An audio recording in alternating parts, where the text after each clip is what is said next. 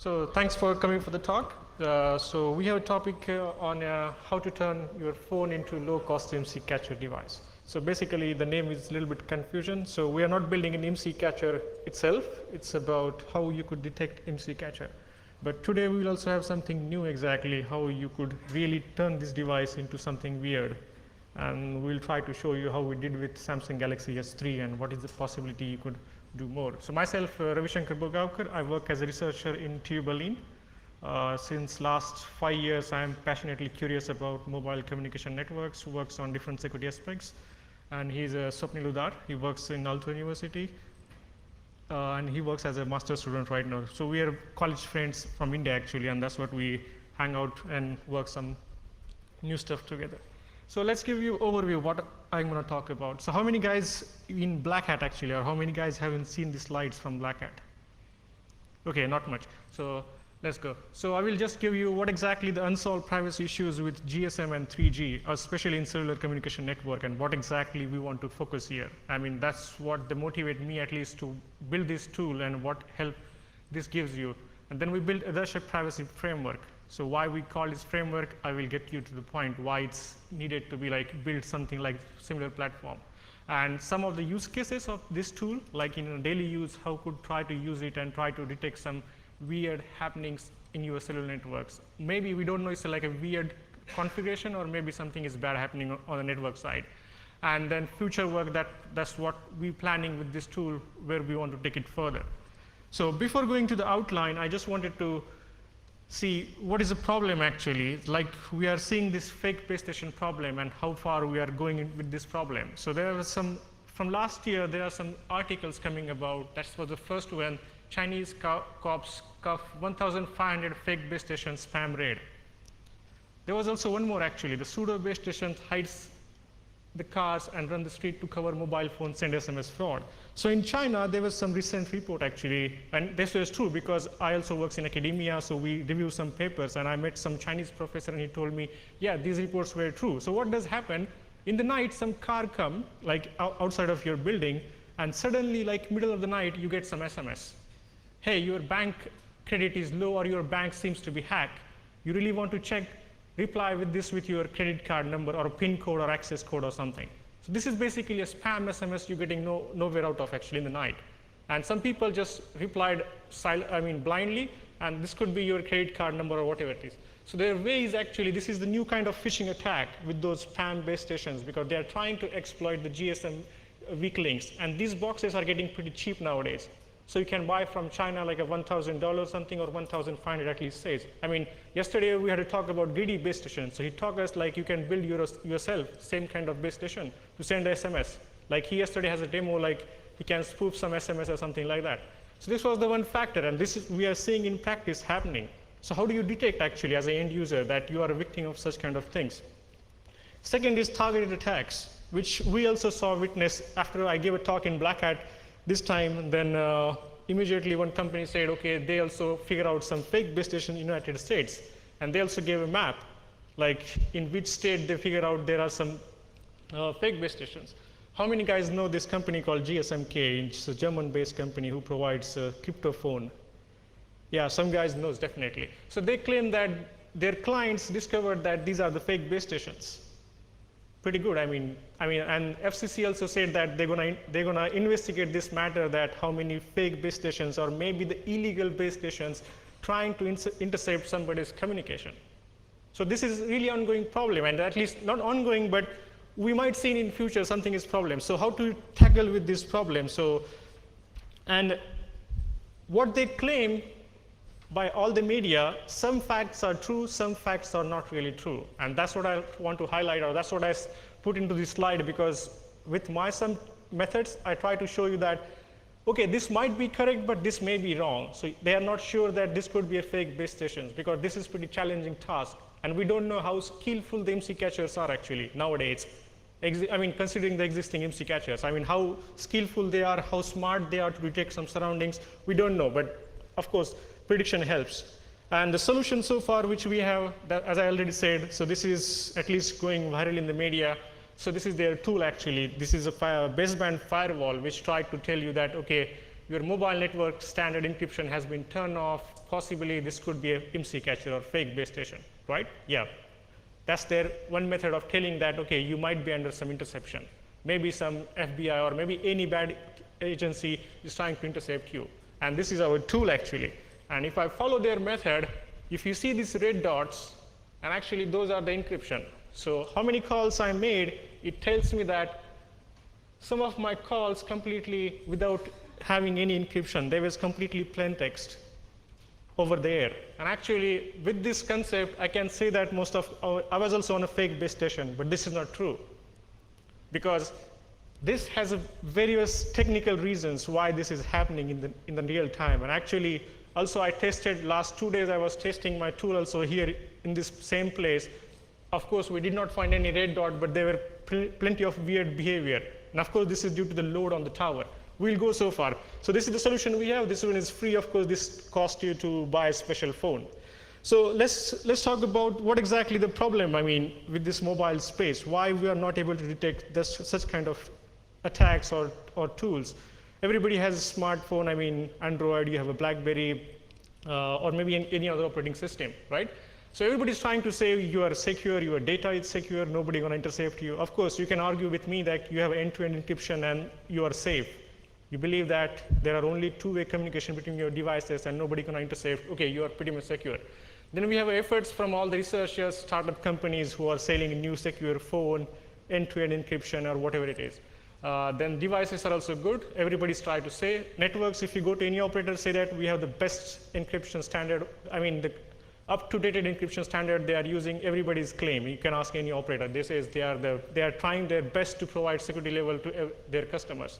But still, when you have targeted attacks, what happens? And some of the CEOs also trying to say that, okay, when you have a targeted attacks, how do you detect? And this is the problem. Because attacks happen, your conversation got recorded, and you don't have any trace. So how do you do that? So one way they try to do such attacks is IMSI catchers, first of all, or who try to do these attacks. These are the legal entities or illegal entities. I'm not talking about lawful interception here. So I hope you guys know lawful interception. Every country has a law that for some time of period, at least 1 year or 6 months, your all calls, SMS are legally recorded. This goes by law. I don't know exactly what the law is in UK, but I live in Germany. So Germany has 6 to 1 year like a variant. Also, I was living in Nordic countries, so they also have a law, at least they store for 6 months, each and every call is recorded. So this is different task. So they do for legal purpose. And illegal entities also do that. So how they do actually? So this is the mechanism we're gonna see. And what are the methods of doing?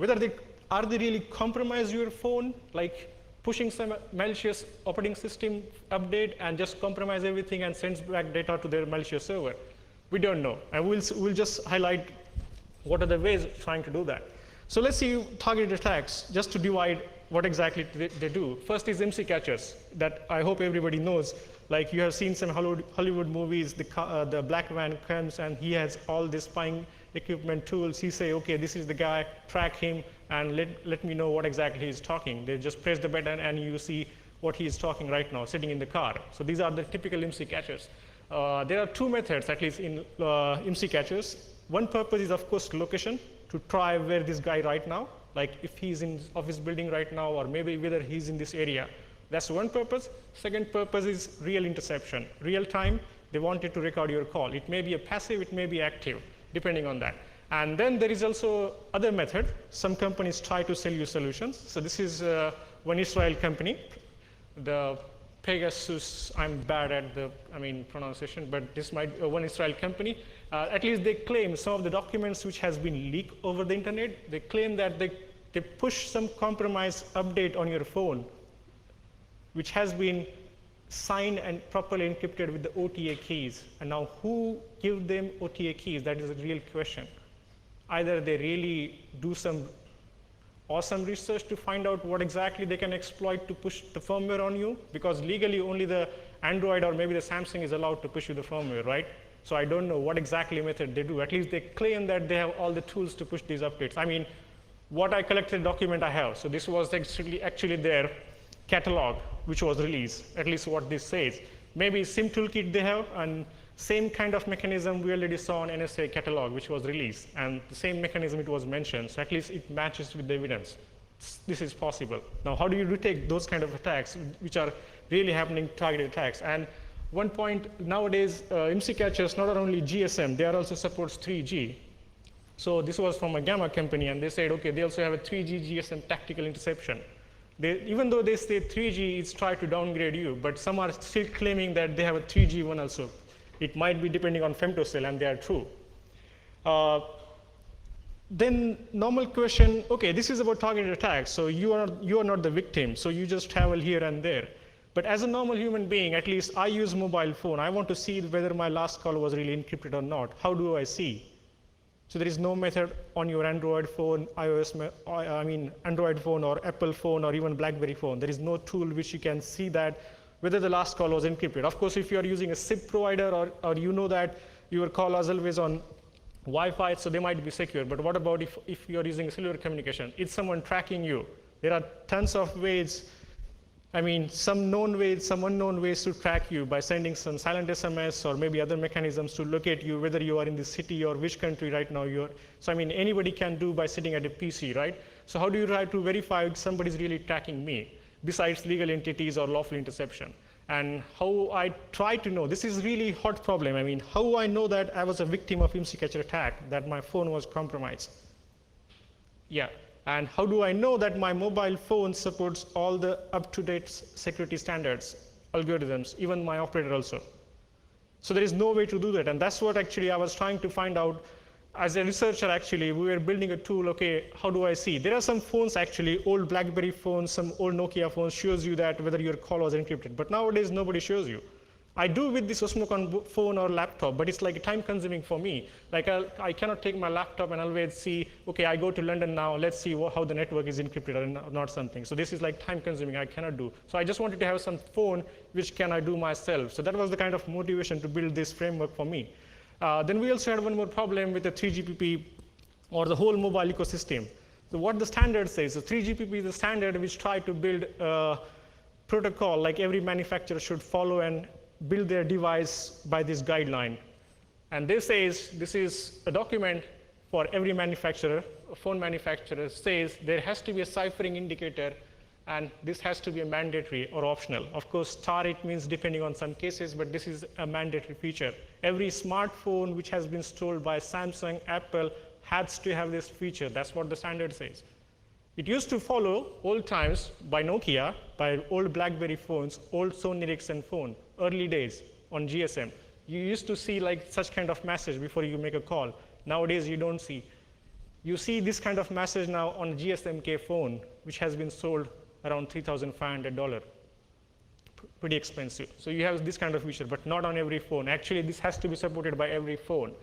Then there is no API for Google for this one. So this was the indicator, and this was the issue actually. But after the Black Hat talk, the Google guy also contacted me. Hey, we are a little bit interested. Would you like to share some result with us or want to work with us? And now the one guy from Niels from Google, he commented on this issue 2 weeks back. Okay, we are ready to build this API.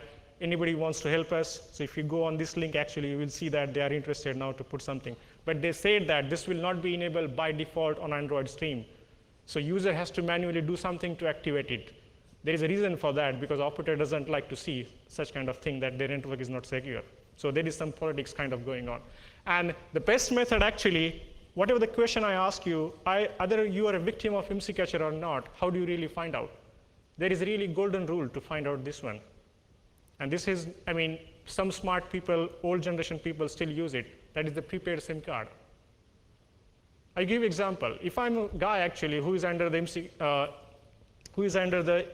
IMSI catcher attack, what happens? They try to intercept me, right? It means that my call is not going to the real network; it's going on a fake network, and they are allowing me to talk free because it's not a real network. So if you have a prepaid SIM card, have a £5 balance on you made a call and your last call was free, you did not get a message that your balance remaining 3, it means that something is going wrong. Easy thing. But nowadays, everybody has a flat rate. Everybody has a data flat rate. You cannot really see what's happening with your network bill. That's the simple way, at least people say, to find out whether you are secure or not. So that's what we try to build then to figure out with this Darshak framework. So our goal was to make a research platform to collect the GSM and 3G security related data. So anybody having this phone can use it. You don't need to do anything, just make normal calls, SMS, you just collect some security parameters, you can upload data to our server, and we're going to release all the data to all the research community. So we also have one similar kind of tool, which is the Gsm Map from SR Labs in Berlin, but actually they don't release any data, and data is really vital for research, at least in mobile space. And our goal is to release this data by collected all the user, and second is easy to use for everybody, so you don't see anything. This is always running in the background. So now Swapnil will just introduce you what exactly this Darshak framework and what features we provide. Thanks, Ravi. Enough with the problems now. We'll see what solutions we can provide to counter all these problems. Well, to counter all these problems would be a very big statement. We'll try to just find out the very basic things that at least the user will aware of what's going on in the background, and provide a more transparency to the user from the network, mobile networks. So this Darshak, and it means actually in Indian language is an indicator. So in this case, it means an indicator of security parameters of a mobile network operator. Well, Darshak there are so many limitations in Android APIs. They don't provide APIs to like whether your call is encrypted or not, whether your operator is refreshing your TIMC regularly or not, whether they are authenticating your every calls or not, which they have to do, they should do. But and all these were the limitations in Android-based framework. So we tried to get the raw logs from the baseband, so that baseband logs all the transactions between your baseband and your mobile device. And this baseband logs has all the details of whatever the communications happens between network operator and your device. So okay, with this in mind, we try to develop a framework which actually does basic 4 things. Like it detects, like whatever the suspicious activity happens in the background, whether your call is encrypted or not, and all those things. If it detects something suspicious, it notifies the user. It doesn't do anything on behalf of the user, but it just tells the user, hey, this is something bad happening, or it seems to be suspicious. And this starts with intelligence, like the IMSI catcher devices. There's so many IMSI catcher devices poops many parameters from the mobile device, like your cell identity, your location area code. But there are n number of parameters which they may not be changing, or they may not be spoofing as the mobile network operator. So we can track those parameters and see if there is some change in the parameter from your mobile network operator, and then we can notify the user, hey, there's something changed again. And also another thing is the collection of data, because there is no single source of data where you can find the data from all the mobile network operator in your country or all over the world. So these Darshak frameworks can help you to collect the data and share it with everyone, and whoever want to analyze on the data further, they can do it. And we're making this data free and open to everyone. So with this framework in mind, we've implemented few features. This is like a GSM and 3G networks. So whenever you make a call, receive a call, send or receive an SMS, it actually tracks the security parameters which were exchanged between mobile device and your base stations for that transactions. And from that data, it tries to get like if the authentication is done, encryption is done, what was your TMC number for that transactions, and all those details. It also captures the silent SMS and notifies user. And Silent SMS, as many of you know, Silent SMS has a special kind of SMS which when received, it doesn't notify the user, but the recipient mobile just rejects the SMS. However, it sends a delivery message to the sender, so that the sender can spy on you, at least or see that your mobile is on or off, or it can also be used for your location tracking also. And the recipients will never know about it. It's an alert whenever your call is not encrypted, and displays all suspicious activities that we have discussed. Okay, these are the few technical details of the Darshak framework. Right now, Darshak framework can only run on only Samsung S3 and S2 devices. The reason is that the baseband logs that we're collecting, it's only possible right now only for the Intel baseband devices. So we have not tested on any other devices, and we have no way to get them right now. And the Darshak frame was based on the X-Goldman concept. X-Goldman is a tool which can be used, which is really a very great tool actually. It helps you to capture your mobile device communications in a runtime. But the limitation with the X-Goldman is that you need a Wireshark to decipher all the packets. And you cannot, to run Wireshark, you need some laptop or some a desktop computers, and you cannot carry your laptop everywhere to just see the communication, what's happening. So and the improvement over the X-Goldman is that the Gsm Map application. Gsm Map applications is an Android application which collects the data from the user.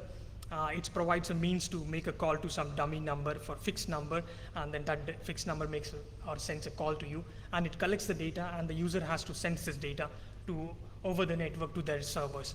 That they haven't made this data available to everyone else, but they have a application, or that they have a website called gsmmap.org, where they have a map of a whole world, and then they have indicated like what is the security level of mobile network operator in that region. But it's the data they have collected is not open to everyone right now. So with these two, X-Goldman and Gsm Map in mind, so we thought that takes the runtime of X-Goldman and the accessibility of Gsm Map. So we build this framework called Darshak, which tells you the security capabilities of your mobile network operator runtime, so you don't have to carry a Wireshark everywhere. And yeah. So whenever, there's another thing is that whenever you receive a silent SMS, it tells you like who is the sender of who is this sender. So that's pretty neat actually. It also classifies what kind of encryption algorithm is used in your call, like A51, A52, A53 in case of a GSM, and a UAE1 in case of UMTS or 3G. It also tracks your TMSI number in every transaction, so you can verify how TMSI number is changing, because TMSI number has to be changed regularly so that no one can eavesdrop your call or no one can track your location. And the network operator does not do it very regularly. So, but as an end user, you can track like how frequently your TMSI is getting changed. In case of an authentications, whenever a mobile network operator does an authentication, in case of an GSM, it sends you a random number, and then which you have to encrypt with your secret key, and then sends over the network to the mobile network operator, and then they verifies if the right user or not, which has to be done for every transaction. But mobile network operator they do it, but they don't do it regularly. EUTN, the same EUTN is an authentication token they use for in case of an UMTS. Okay, how to get an application? So we already released the source code of an Darshak applications on GitHub, under a GPL license, so you can go modify it, fork it, and change it. And the Darshak application is also released in a Google App Store also, and which is of course free of cost. So you can download and give it a try. Okay, this is how the application works in the background. Well, in applications, like every 30 seconds, the applications goes in the background and gets the baseband logs. And once they get a baseband logs, it scans for the silent SMS, paging request, and system information request in that baseband logs regularly, every 30 seconds. And whenever you make a call or when you receive a call, it acts as a radio event, and then it also looks for if there is an authentication packet is there, if there is a TMC relocation request is there, and similar things related to your radio transaction. Okay, Ravi will cover the GSM background. Thanks. So this was about how exactly the app technical methods we collect. But now, to interpret or analyze this data, so we need to know more exactly how the GSM behaves or 3G behaves, or what is suspicious, what is not suspicious. So it's really important. Like on his previous slides, he says it shows TIMC. So what exactly this TIMC means, what is needed to be updated every time, and why. So in GSM, we know some problems. So I mean, I just don't want to explain in too detail. I just try to make it in simple words. So we know everybody knows base stations. We see in every building and every part, right? And then we have a mobile phone. This could be any phone. So this phone has a SIM card, and SIM card has one unique number. When you buy from a store, it's called IMSI, which is called IMSI. That's what exactly the first word stands in IMSI catchers. This is about your unique identity in a SIM card, which bind to your identity with your passport number, social security number, or whatever it is. And this always sent first time when you connect your phone to the network. And since this is really important or vital identity, the network operator, the design has been in this fashion that once you authenticate, they will always use this TIMC number for subsequent calls or something, so that nobody can trace you that whether this is the same guy who is making a call. And that's why this TIMC always has to change after 2 or 3 calls, or depending on which location area you are going. So maybe from West London to East London you are going, your TIMC has to change. If you don't change, anybody can trace you if he knows your TIMC number, at least try to locate you. So that's what's important. But that was the thing actually. But now, what are the problems we know in GSM? So yesterday we had to talk about greedy base station. So he implemented everything, he showed everything, but why this was possible, he was able to do that. Why he was able to intercept iPhone's call or data connections. First, we know that there is no mutual authentication between GSM and between the tower and your mobile phone. So your mobile phone is always authenticated, but mobile phone doesn't have any capability to authenticate whether this is the right base stations or a wrong base station. So this flaw is classically, we know, this is from last 20 years, not has been fixed. It's difficult to fix because we cannot upgrade all these things. So that's why we see the attacks, fake business attacks or man-in-the-middle attack, like same attacks yesterday, or the MC caches work in the same one. Then we have a weak algorithms. There are some conspiracy theory that they thought they were designed to be weak actually. We don't know, but there were plenty of recent articles came actually saying that they were designed to be intercepted. We don't know, but A52 was broken. Mathematically, it was really weak actually. A51 was also weak. The cryptographers really showed that theoretically it's possible to break. But now in last 5 years, we have a really advantageous, we really have a speed up the process to break A51 passively. So some guys, the SR Labs also released a rainbow table, so you can really decrypt the A51 calls passively. Also, NSA catalog shows you that they have the capability to decrypt A51. You can also go on Google, just catch MC catcher, A51 capability. You will see many companies who are selling A51, how to decipher the A51. So you can buy those devices nowadays to do A51 encryption. So this is due to this weak algorithms. Then the main problem with this whole mobile communication, this also happens with LTE, also 3G, and also GSM. The base station has a fully capability to tell your phone what to do or what not to do. Your phone cannot decide anything. If base station says, don't use encryption, don't do authentication, it just act as it is. You don't have any capability to do anything. So full power, you have to blindly trust the base station. That is the main problem in whole communication architecture, any communication technology, 3G, 2G, or LTE. And that's what people are trying to argue. I can give you a reason why this was actually. Because when the guys in France, they decided to design this technology, GSM 3G, 20 years back, they thought the active attackers are not going to possible. They never considered threat model as active attacker while designing the system, because they thought nobody going to have these equipments to catch or intercept something. But now this is happening. And now it's difficult to fix all these things because every technology has a backward compatibility. So you have a legacy system. So it's difficult to fix. So this problem is going to occur even for LTE now. Might be. Of course, you cannot have a fake business attack, but this kind of issue will be there. Then we have a plain text over there. Of course, if you don't use proper encryption algorithm, you're going to have a MC and TIMC capture easily. This always happens. You can anytime, if you have any RF tool actually to intercept communication, try it, decode with a Wireshark, you will see plenty of MC and TIMC numbers, but you cannot recognize which belongs to whom. But this is always in the air.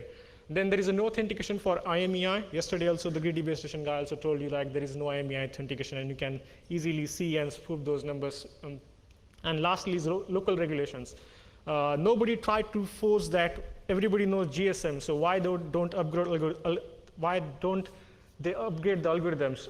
They are still using weak algorithms. I will show you some of the data I collected in the last 2 days while staying here actually about UK operators, and you will see what is the real difference between what exactly available in Germany, what exactly available in US, and what is available here, and why they did not upgrade their systems. So this is also a problem about local regulations, why the government is not forcing to use the standard algorithms, right?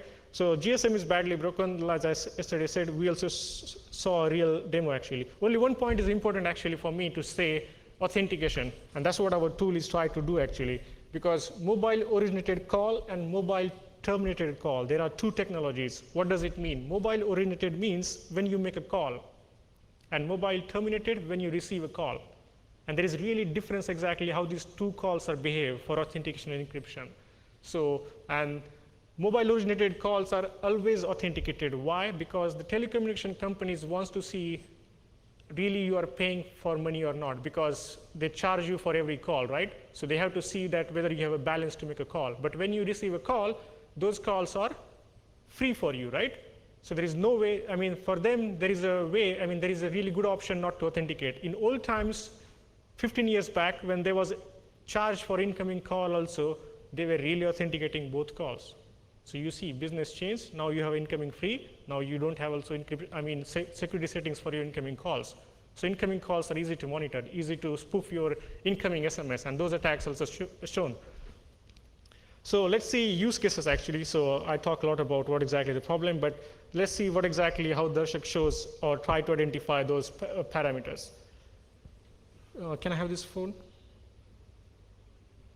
Continue. I make a call, you can show there. Okay. So here in the screen you can see like there are like two entries that we see in the image that which is taken today itself. There you can see the date and then the network type, which is JSON. Then the event is like you make a call, you receive a call.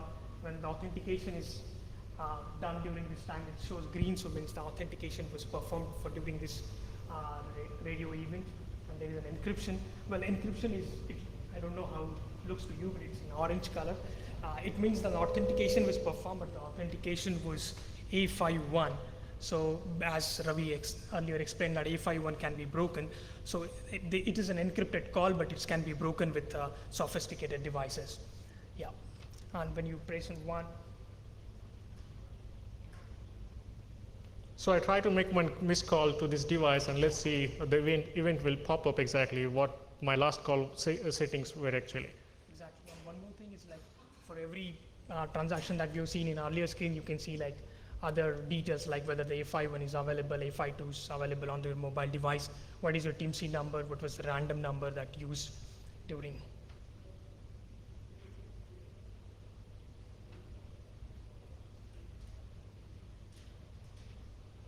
So don't try to take my number, I mean, otherwise you will spam me again. So. I will wait for 5.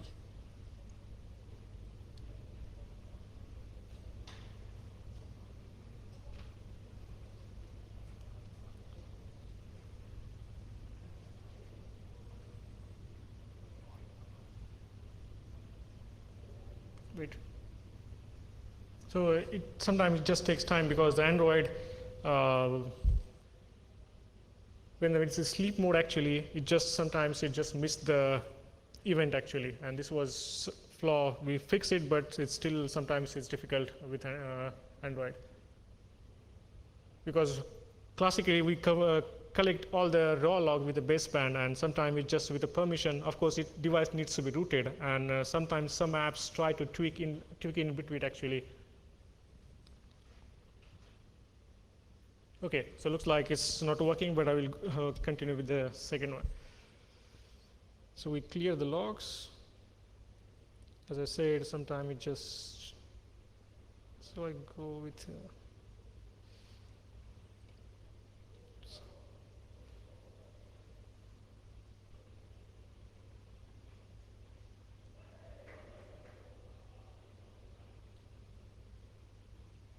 because app is always on in the background, we just created a flag so that, so I just now reset the app now, and I make one missed call.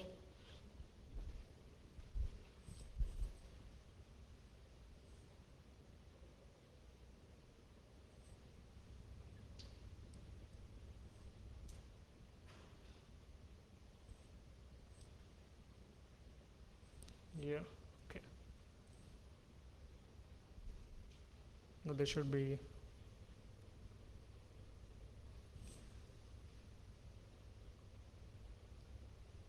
do again.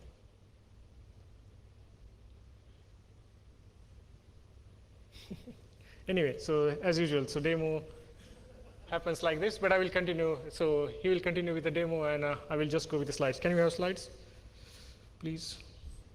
Okay, so he will just check the file. So what exactly it does actually, it tries to record all the calls and show you what's happening. So if you see this symbol, so this means this was the outgoing call, which was not using any authentication or there was no encryption actually. So it shows you red dot 21. Of course, it doesn't alert you. It alerts you if the operator is using A52, which is the algorithm every operator should get rid of from the network. So it gives you a pop-up alert, okay, somebody's using A52 and this looks pretty suspicious now. Or maybe when this pop-ups, at least right now, we did not put any notification for you like, oh, last call was not encrypted, so something was wrong. Because there's a reason for that. When you are in a congested area, when the base station doesn't have that much, I mean, it's have a lot of traffic, it just don't do any signaling traffic. So it might be just a misconfiguration in the base station or some technical glitch in the base station. This is causing. So I cannot be really sure. That's what we are just using as an indicator. We are not popping up a message saying that, oh, this looks like a suspicious or something. Yeah. This one? Switch back to the phone, please. Oh, yeah. So now we have the event for the GSM last call which we made, as you said. So it shows you exactly. So network operator was requesting to start ciphering. So I was using, so this phone is right now on a Vodafone network, and the Vodafone network says start encryption. It was using A51, but technically this was actually somebody can break if they can intercept your call passively also, even actively also passively.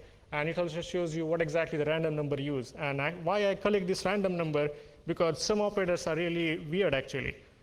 These random numbers are created based on the hardware-based token on every base station. So there is really proper hardware which generates those random numbers. So when I collect this data for different operators, like last 2 or 3 years, I collect data, and you really see weird pattern. Those are not really random numbers.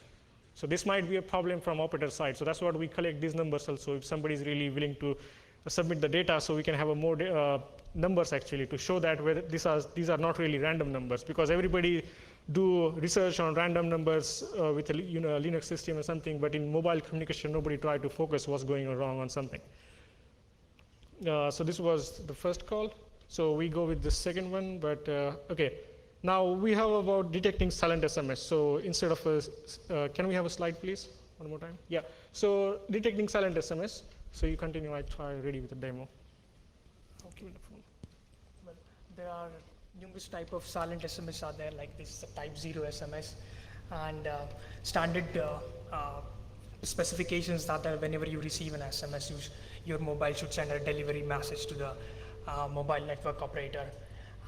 But in the case of a silent SMS, whenever the recipient receives a silent SMS, the message gets discarded, and there's no trace of the silent SMS. However, it sends a delivery message back to the sender.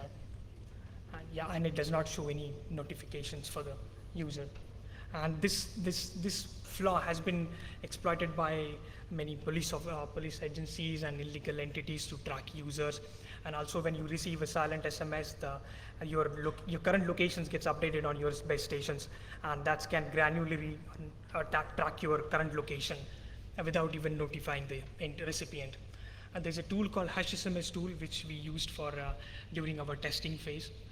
The HashSMS, from HashSMS you can send 3 types of silent SMS, like ping 3, ping 4, and there's a type 0 silent SMS. Yeah, thanks to HashSMS. So this ping 3 and ping 4, so if you go on next slide now, we have it definitely. So what is this ping 3, ping 4? Actually, these are basically a type of message your phone should discard. These are the binary SMS which will never go to your inbox. Like you will never see notification, okay, I received. But these are like a binary SMS which comes to a SIM card, for example, or any special multimedia message which just comes and you never see. Actually, this happens. Buy a new SIM card, put you into a SIM card. Sometime on Android or iOS, you get a message, SIM data refresh. Actually, these are those kind of messages. But you don't get those messages like immediately. But those are the messages which also try to implant SIM toolkit on your SIM card to collect some information. So these are the 2 types we try to detect. And one is type 0, which is typically used by agencies to track you, which has a PID 64-bit number.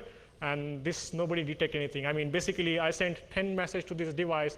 It never gets alerts. Screen never gets beep or anything. It just background happens, and they know this guy is right now in this area. It just happens right away. So we also detect this one even. So you see here, and we also show you exactly who was the last sender number. If you know some of the numbers, actually, you can really Google and try to see which belongs to whom. I mean, of course, you will not get any information, but this is just helpful for you. So we'll have a demo for now Silent SMS. So we try to send type 0. There was a problem with sending a type 0 actually, because right now we are using a T-Mobile. I have a T-Mobile SIM card. I also have a Vodafone SIM card, but it's from Germany. So, and I tried to send on a Vodafone actually here by local SIM card. So yesterday we got 2 local SIM cards from here.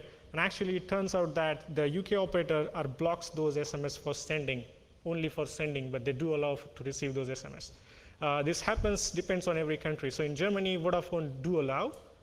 Yeah, Vodafone and T-Mobile, they do allow actually, but T-Mobile completely blocks. So if I send you SMS type 0 kind of, you will just get a blank SMS. Only blank SMS, no text, for example, something like that.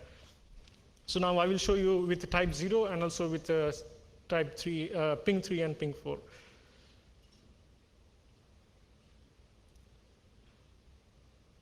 So now this is just a phone as it pop up. I try to send now ping 3 first, because ping 3 will be just to show numbers and phone number. What of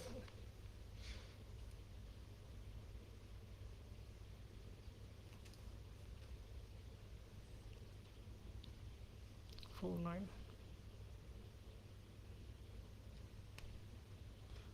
174761.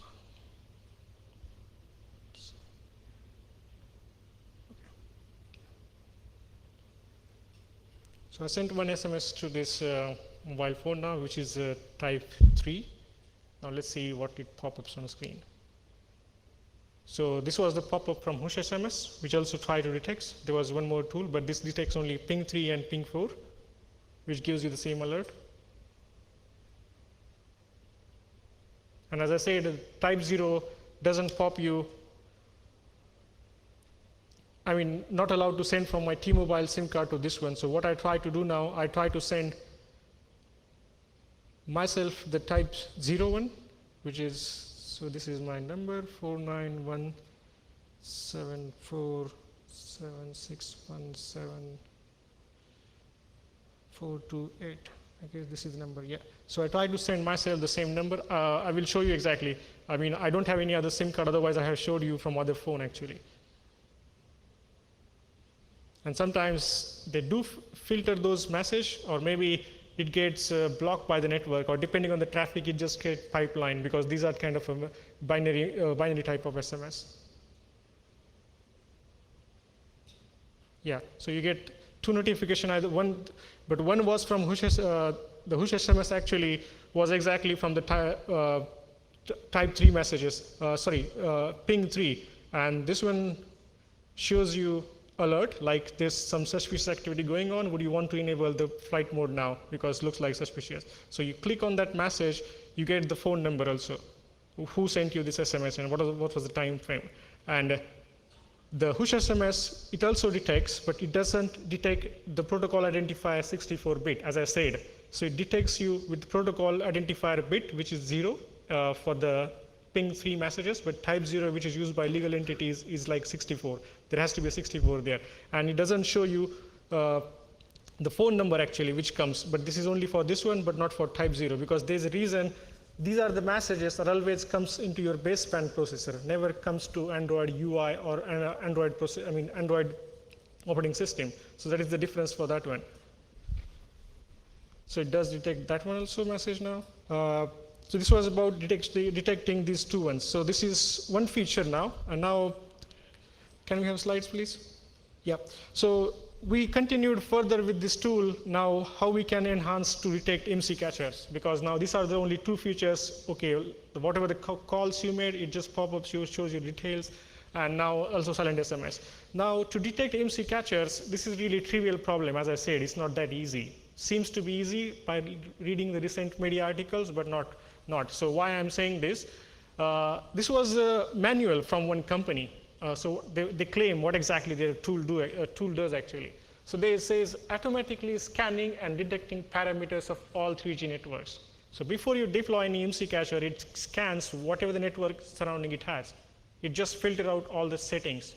the required essential setting to set up. Like yesterday, the greedy base station guy set up his network as a Vodafone or any network. He has to scan those frequency channels and all those details to do that, right? Jamming 3G selected networks in the working area. So this was the 3G IMSI catcher. So what it does, it also has a jammer. It jams surrounding all 3G networks. Automatically, your phone camps back on a GSM, even though you turn it to the 3G. Of course, if you fix the mode to 3G, it never goes down, but there has to be connectivity always. So this pop-ups for a GSM. And then forcing handsets to migrate to GSM mode, and it makes possible interception of such phones by GSM semi-active or passive interception systems. So this is the manual from one leak version, for this one.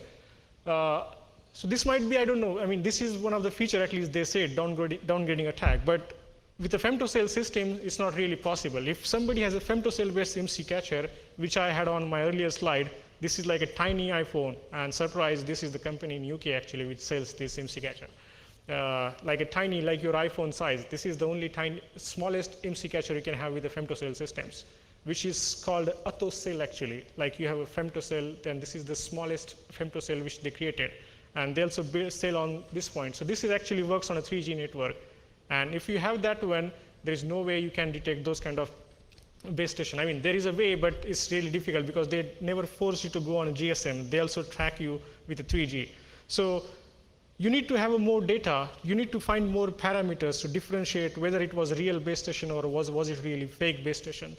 So from last 1.5 years, we were trying to collect different network operators. So whenever I go to any country, I just record the traffic. I analyze, okay, so this belongs to this network, and one parameter was, so whatever the difference we saw so far, this was one field was saying MSC is release 99 onwards. What does MSC means? It means mobile switching center. So what is a mobile switching center? So every base station is connected to one server, which is called mobile switching center. For example, in London, for Vodafone, there might be 2 or 3 base stations, mobile switching center, which are totally controlling all the base station in the city. Might be 3 or 4, because city is pretty big right now, so might be 3 actually. And these are 3 connected to the classical PSTN system. So when you make a phone call to landline anywhere, so these are the places which interconnects your all calls. And these are running a software which has a release version 99 onwards. Every operator has a different configurations. Every operator has a different softwares. Somebody buy from Ericsson, somebody buy from Nokia Siemens Network, somebody buy from Huawei, and every software has some parameters. And this is the parameter I get from that MSC actually. And if I get any IMSI catcher, definitely he's using some open source software, or maybe they build their own. So definitely they have different versions running or with different parameters. This was we find out actually. But now if there is a guy who's sitting there who builds IMSI catcher, definitely he will go and he will just modify those parameters. That's what I said. It's like a cat and mouse game. Somebody can change parameter easily something. So there has to be a way to do that. Then second one was PWRC, and then there was one radio link timeout.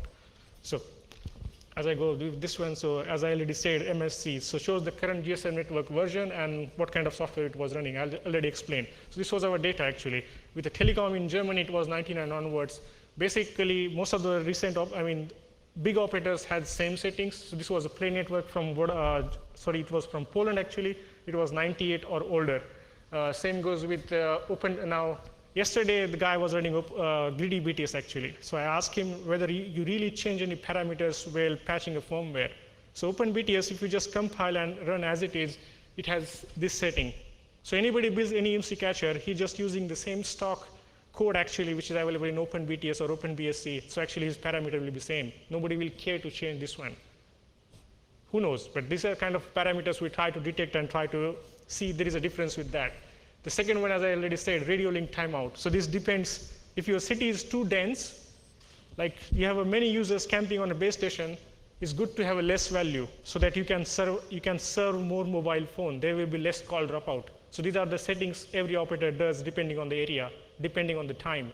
And when we analyze those packets, the telecom in Germany, at least in Berlin, they had a 64-bit. O2, same in Berlin, has a 24. Vodafone in UK also has a 64, Play Network 64. This was the BSNL from India. Also, this was Idea, which is operated in India, has a 40. We collected more data, but you see a difference actually with those parameters. And this really varies between a city. I really cannot say based on this parameter whether this is the fake base station or whatever it is. But this is just try to give a more intelligence what's really happening there. Last is about power control indicator. This is about base station asks you whether you should provide the power measurements from your mobile device to the network. What exactly the power it has right now? What is the power measurement? And also, there is only two fields, true or false, but there is also, we saw some variations. Some operator does it, some operator doesn't. So telecom in Germany was false, but now we did actually in Vodafone here, they have a true. We don't know, I mean, these are just parameters they change, or we found different parameters. Now, and based on those parameters, we tried to build a profile. So how does it look like? So what this tool does, if you install this app actually on your phone, like 2 days you use this app, you travel to your office and building, it just creates, records all those messages, save in a database.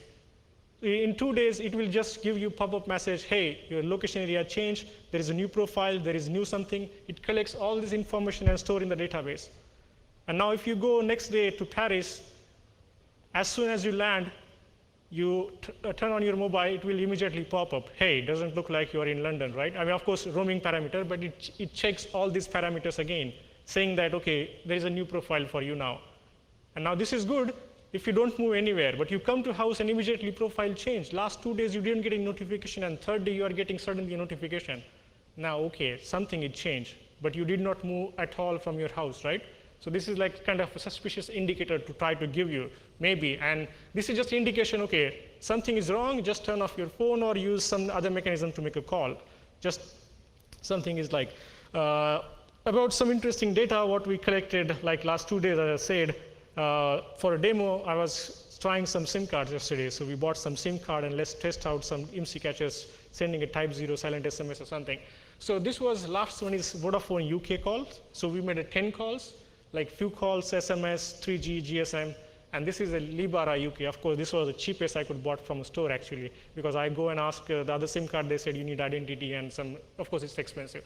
So surprising thing is that the Libera SIM card, which most of the foreigners use while coming in London, at least for the cheap calls, the network is also provided by Vodafone. Both SIM card were operated by Vodafone. So when I make a call, you see here that all my calls were authenticated, even the incoming and outgoing. But when I was using a Libera card, 80% call were not authenticated, even the incoming and not outgoing.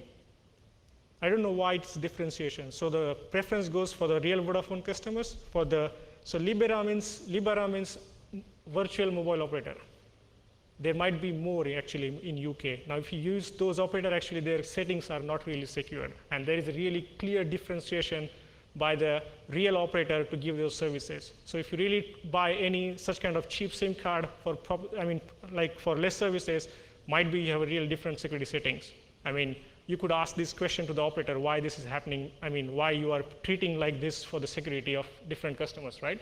And if your incoming calls like this one is not authenticated, what does it mean? There was a recent attacks from our group. There was two guys, Nico and Kevin, they did research on GSM. If your incoming call is not authenticated actually, especially GSM, not authenticated, it means that with a modified Osmocom tool or some special tools, they can take your call before you take the call, because there is no authentication that where this is the you got.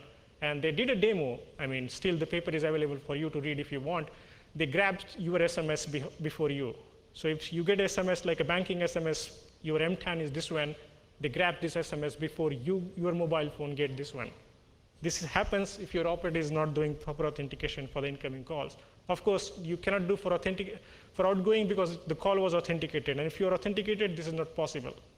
And this has been shown actually one time. Also, outgoing call is not authenticated. Somebody can spoof you. I have a special tool, and I can put your IMSI number, TIMSI number on my settings, and I can make a call on behalf of you saying, this was my TIMSI. And if this goes in a code, like you did some bad activity, lawful interception system says that this TIMSI belongs to you. And actually, by record, you are the victim, but not. This guy was making a call on behalf of you because call was not authenticated. Technically, this is possible. I mean, currently, this is possible. And this has been shown in practice. And this was the behavior we found. And there was also one more result. While I was coming here, I came from Switzerland, actually, right? So I was on a train. So I was trying to make a call. So I was bored on a train. I made plenty of calls and see, OK, what's happening. Now, notice one thing. The red dot means A51 algorithm, and this green means A53. Most of the European operators have updated their algorithm. They are using A53, which is at least so far we don't know any proof that it can be broken. But in UK, Vodafone, T-Mobile UK also, T-Mobile Germany use A53, but T-Mobile UK use A51. We don't know. Same goes with Vodafone. Vodafone use A51 here, and in Germany, some network they have upgraded to use A53. I don't know why they have not upgraded all their algorithms like this, but this might be a question to ask all the guys. And there was one thing actually, one parameter. You see, one call was not encrypted actually. It was authenticated, but it was not encrypted. Authentication can be fake. The fake base station can force you not to authenticate, but this can happen. Now, if I use this media, like if you read the article about this fake base station and they say you get a pop-up notification, your call was not encrypted, so there might be fake activity, but this is not true because I was in a train was going some maybe 70 kilometers per hour or 80 kilometers per hour, so I was changing a location area or base station like with a speed, right? So what happens, sometimes your call messages get dropped. Okay, your messages get dropped, right? And then actually you cannot have a proper settings. So sometimes base station decide, okay, don't use encryption for this guy because his location is changing pretty frequently. So this was actually a problem from the network side. So there was no MC catcher. So actually you really cannot say with that message that, oh, okay, this was the fake base station. This is just to highlight you that some media people say, okay, this was the thing. Of course, the GSMK guys do more than that. Actually, definitely I agree, but this is not the only indicator to tell you that whether you are a fake base station or not.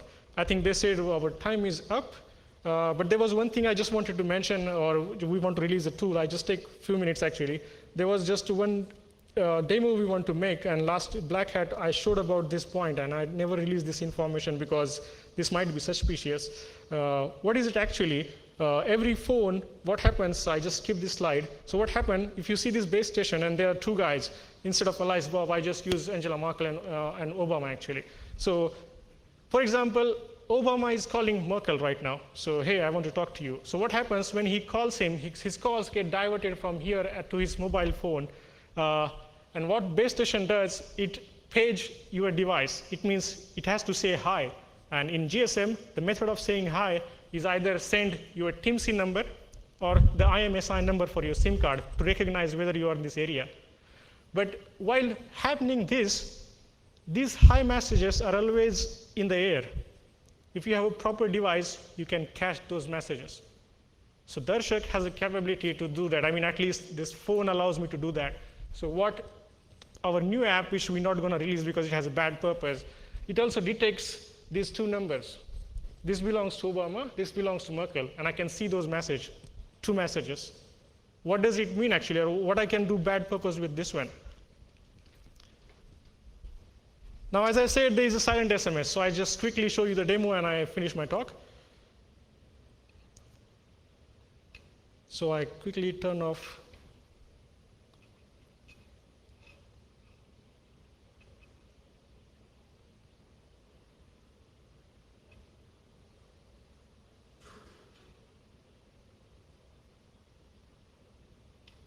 I stop the app.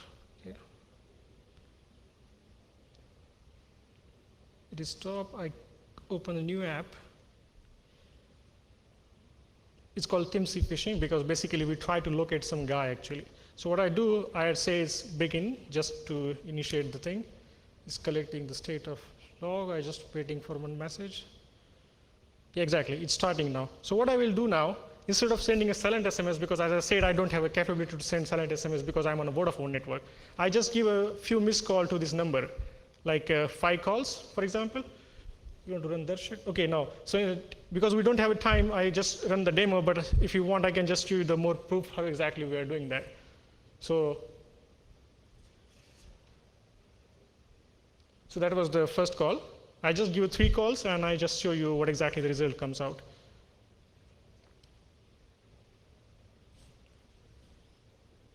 Could you cut the call?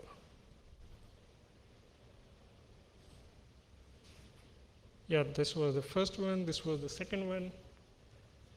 And actually, we can do also with other phone, but right now we don't have a setup or other SIM cards to do that. So basically, I call with the 2 phones, and this is the special phone which is try to detect this. This can be anywhere in the room, actually, the third phone. So this was the second call. So let's do only with the 2 calls, and I will show you the result and what does it mean actually. So I say is calculate TIMC.